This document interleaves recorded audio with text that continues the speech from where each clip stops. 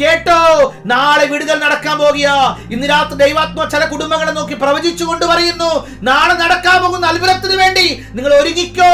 ദൈവം നിങ്ങളെ കൊണ്ട് ചിലത് ചെയ്യിക്കാൻ പോകുക. ഈ അകമ്പടി നായകന് തുറക്കപ്പെടാത്ത കിളിവാതിലാണെങ്കിൽ പൗലോസിന് തുറക്കപ്പെട്ടൊരു കിളിവാതില.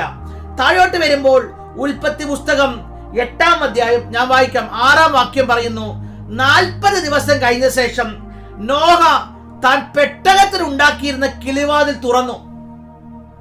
മനസ്സിലായില്ല അല്ലേ? എന്ന് വെച്ചാൽ 40 ദിവസം വിടുതലില്ല. ആമേൻ. 40 ദിവസം കഴിഞ്ഞപ്പോൾ ചില വാതിലുകൾ, കിളിവാതിൽ, ദൈവാത്മാ പറയുക, ചില കാലങ്ങൾ വിടുതൽ കണ്ടില്ലെങ്കിലും പരാതി പറയരുത് കേട്ടോ. ദൈവിക കിളിവാതിലുകൾ നിനക്കൊണ്ട് തുറക്കാൻ പോകുക. എന്ന് വെച്ചാൽ നിന്നെ പൊക്കിയവനറിയാം നിന്നെ ഉറപ്പിക്കാൻ. ആമേൻ, സ്തോത്രം.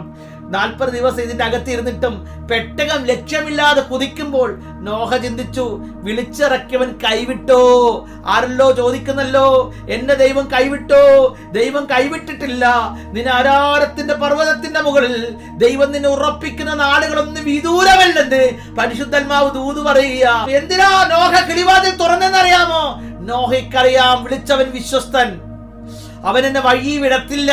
എന്ന് വെച്ചാൽ പെട്ടകം ആടി ഒലയുമ്പോൾ, ഓ നീ അവിടെ എത്തത്തില്ലെന്ന് സാത്താൻ നിന്നോട് പറഞ്ഞേക്കാം. പക്ഷെ ഒന്ന് ഓർത്തോളണം കേട്ടോ, ആർക്കും എത്താൻ പറ്റാത്ത ഉയരത്തിലോട്ട് ദൈവം നിന്നെ പൊക്കിക്കൊണ്ടിരിക്കുക. ആമേൻ. ആർക്കും ഉയരാൻ പറ്റാത്ത ഉയരത്തിലോട്ട് ദൈവം നിന്നെ പൊക്കിക്കൊണ്ടിരിക്കുക. എന്ന് വെച്ചാൽ എവറസ്റ്റ് കൊടുമുടി പോലും മുങ്ങിപ്പോയെന്നാ പറയുന്നേ. എവറസ്റ്റ് കൊടുമുടി പോലും മുങ്ങുന്ന വെള്ളപ്പൊക്കമായിരുന്നു. അതിന്റെ മുകളിൽ നോഹ പൊങ്ങി. ആമേൻ. അതാണ് വാഗ്ദത്തം. ദൈവം നിന്നെ പൊക്കാൻ ആരംഭിച്ചാൽ ലോകത്തിലെ ഉന്നത പർവ്വതങ്ങൾ നിന്റെ മുമ്പിൽ തലകുനിക്കുമെന്ന്.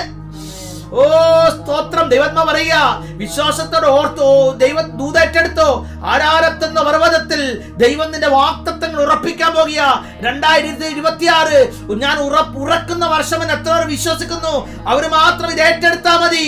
2026 2025 നീ കാണാത്ത നന്മകൾ 26 ദൈവം നിന്റെ തലമുറകളിലോട്ട് പകരാം.